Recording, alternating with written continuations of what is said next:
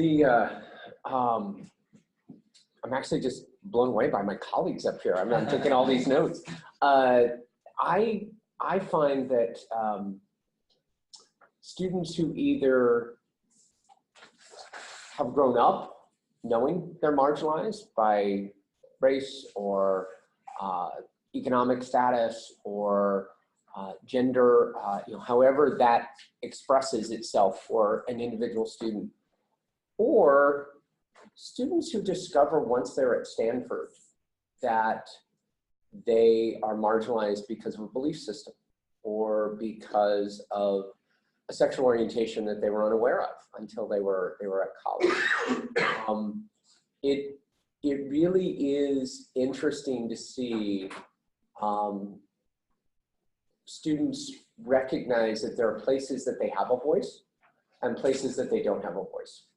And all of us on some level are marginalized in different communities we put ourselves into. And so what I love to see through the course of the IntroSem that I teach, Changing Hearts and Minds is what I've taught for the last couple of years. And I also have another one called Leading Out Loud for looking at leadership communication through an LGBT lens.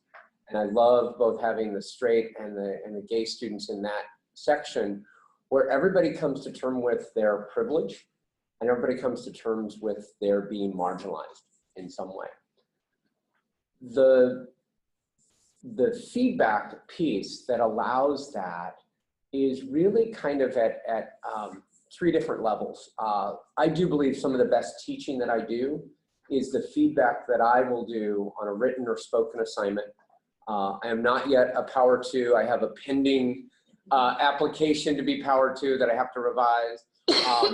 But with both the written work and the spoken work, they get my feedback. And I think my feedback, more than the numeric score, is some of the best teaching that I do. It's at the individual level. It's either watching a video of their presentation and putting my commentary directly into the video, or it's working on a document that they have created or a website they've created. But the peer feedback that I purposely create a variety of ways for them to get it, both public and private, anonymous, and where students have to own it, allows them to hear from other people that might not normally give them feedback in terms of how they show up.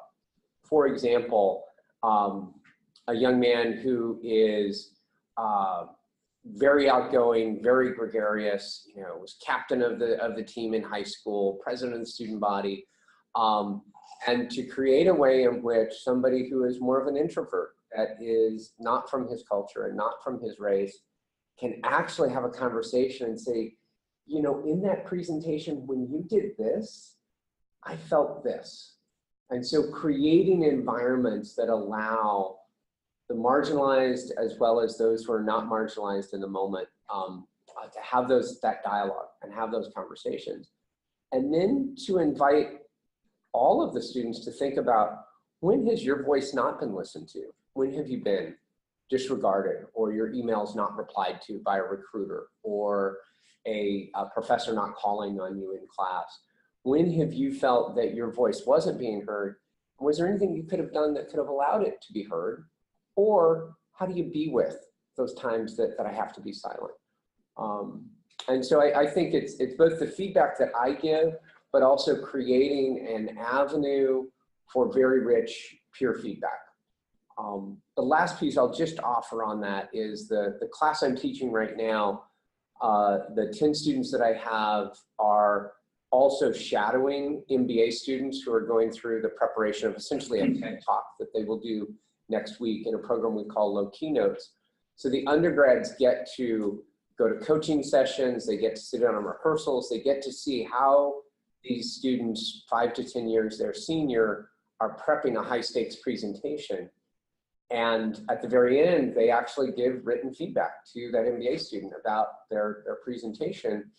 And then in the very, very last class, the MBA student gets to come in and see the students do one of their presentations and give them feedback.